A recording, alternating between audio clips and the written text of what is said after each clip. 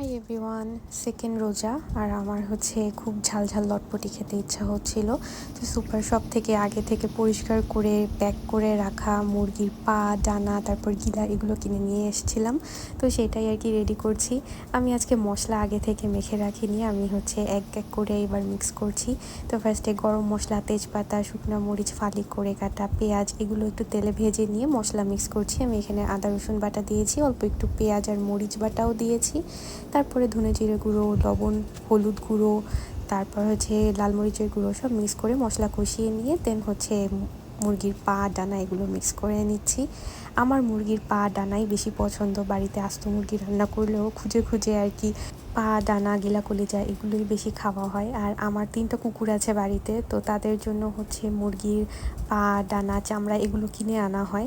তো সেখান থেকে মাঝে মধ্যে আর কি অল্প করে আমার জন্য লটপটি আম্মু রান্না করতো, কারণ আমার অনেক পছন্দ এটা।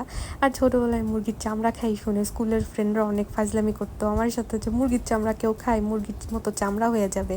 এত বছর হয়ে গেল এখনও চামড়া মুরগির মতো হলো না। যাই হোক, এই তো আমার তরকারি রেডি হয়ে গিয়েছে।